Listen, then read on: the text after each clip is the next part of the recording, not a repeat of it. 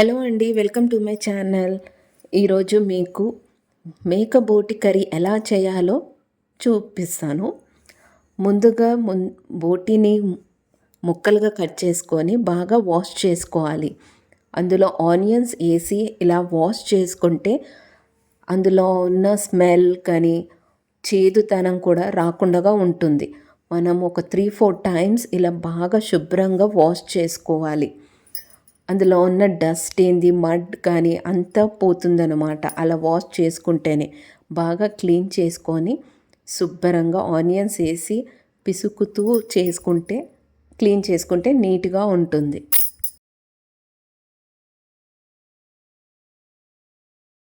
చాలా సింపుల్గా ఎవరైనా కూడా చేసుకోవచ్చు. పెద్ద ప్రొసీజర్ ఏం ఉండదు ఇందులో. చాలా ఈజీగా ఉంటుంది.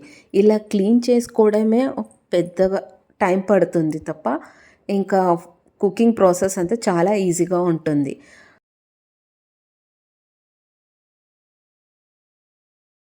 అయితే ఇలా క్లీన్ చేసి పెట్టుకున్న బోటీని మొత్తం కుక్కర్లో వేసుకొని తగినంత ఆయిల్ వేసుకోవాలి. తర్వాత కారం, సరిపడా కారము, మన టేస్ట్కి తగ్గ సాల్ట్, పసుపు, అల్లం వెల్లుల్లి పేస్ట్ వేసుకోవాలి.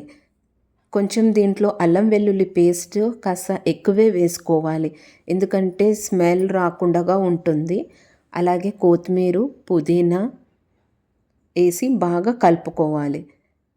అంత పీసెస్ అంతా పట్టేలాగా బాగా మిక్స్ చేసుకోవాలి. చేసుకొని కుక్కర్ మూత పెట్టుకొని స్టవ్ మీద పెట్టుకోవాలి. చాలా ఈజీ ప్రాసెస్.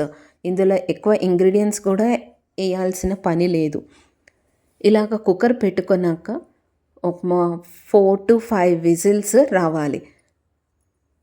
ఆ 4 to 5 విజిల్స్ వస్తేనే బాగా మెత్తగా ఉడుకుతుంది.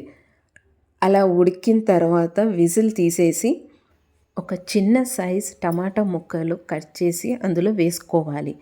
ఇలా వేసుకొని ఇంకొక 5 minutes ఉడికిస్తే మన టేస్టీ బోటి కర్రీ రెడీ అయిపోతుంది. ఇందులో నేను ఒక్క చుక్క వాటర్ కూడా పోయలేదు. అందులో నుంచి వచ్చిన వాటరే ఇదంతా గ్రేవీ. అది కాస్త దగ్గర పడితే మన బోటి కర్రీ రెడీ. మీకు ఈ వీడియో నచ్చినట్లయితే, ఈ రెసిపీ నచ్చినట్లయితే please like, share and support my channel. Please do follow. Bye.